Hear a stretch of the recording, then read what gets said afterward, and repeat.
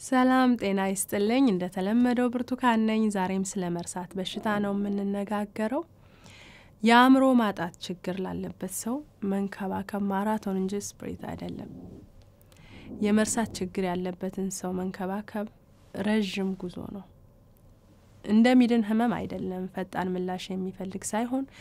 ቀጣይነት ያለው ሂደት እቅድ ጥንካሬና ጽናት ከምንም በላይ ትዕግስትን የሚጠይቅ ስራ ነው የአንድ ሰው ስራ አይደለም ብዙውን ጊዜ የመጀመሪያ ደረጃ ተንከባካቢ ትልቁን ሸክም ይሸከማል ነገር ግን ኃላፊነቶችን መጋራት አስፈላጊ ነው ከቤተሰብ ከጓደኞች ወይም ከባለሙያዎች ጋር እርዳታን ይጠይቁ በተዘዋዋሪ ያልሆነ እርዳታ ለምሳሌ የቤት አስቤዛ ግዢ የቤት ስራዎች ላይ እገዛን በከፍተኛ ሁኔታ ቀለል ያደርገዋል አስፈላጊ የድጋፍ ክበቦች በታካሚው ፍላጎቶችና በራሱ መካከል ያለውን ሚዛን የመቋቋም ቁልፍ ነው የተለመደ የተደገፈ ስሜት የበለጠ የተደገፈ ስሜት በተሰማን መጠን የተሻለ እንክብካቤ ማድረግ እንችላለን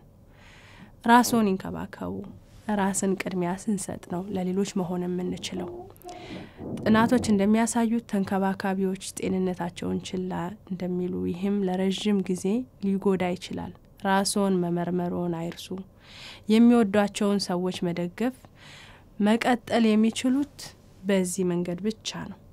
ዕውቀት ኃይል ነው የመርሳት በሽታ ከማስታወስ ችግር የበለጠ ነው በአመለካከት በባህሪና ስሜቶች ላይ ተጽዕኖ ያሳድራል ስለምትወደው ሰው ሁኔታዎች መማር እሱን ለመርዳት የበለጠ ያግዛል